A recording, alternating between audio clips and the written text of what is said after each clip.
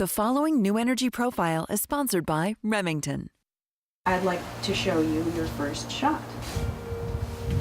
Oh, I hit the paper? You hit the paper. Wow. You had a very good first shot. Nicely done. We're girls. We've got that adrenaline and we've got that competitive edge.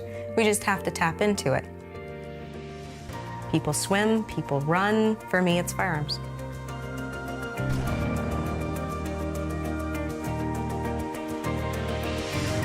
I grew up in Shaolin Kempo and Brazilian Jiu-Jitsu, and those are incredibly beautiful art forms. I realized after going to college and unfortunately having to use some of those skills, what I really wanted to learn was how to have that explosive amount of energy, apply specific skills in that very, very breathtakingly fast moment in which I'd have to use them if someone were attacking me. So after a lot of research, the style that was available that most looked like what I was looking for is Krav Maga. Krav Maga is an Israeli martial art specifically designed for the Israeli military, which has been adapted for civilian consumption. No frills, self-defense, personal protection style that I can find. It's a very engaging, instantaneous, in-the-moment, problem-solving exercise. Firearms is exactly the same way. A lot of that translates.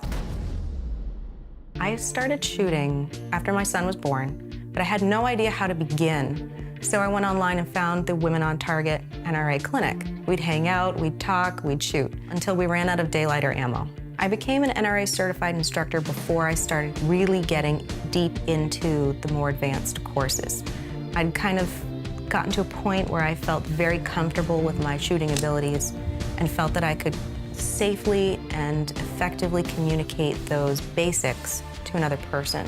Okay, when your sights are on target, move your finger onto the trigger. After that first shot, it's almost an instant smile. There's an element of empowerment there that you really can't explain to someone until they've experienced it themselves. And that's when it hit me that, this has been so enjoyable from a hobby standpoint, but I have these in my home. And the reality that would I be prepared to use these in my home if I needed to protect my children and my family? So I took my first 4-day pistol class. And I was like, okay, I'm the only woman here. All right, here we go. Dive in. It was the most intense firearms experience I'd ever had. And if I didn't love it before, I absolutely loved it at the end of that class. You realize how little you know, the more you gain for skills and the more you gain for knowledge. In the moment when it happens, am I prepared for that speed? Am I prepared to be able to identify, process the information, decide whether it's appropriate or if I even have to use that gun? All of a sudden, you have to realize that the world you're going to have to engage is a 360-degree environment, and it goes above you and it goes below you.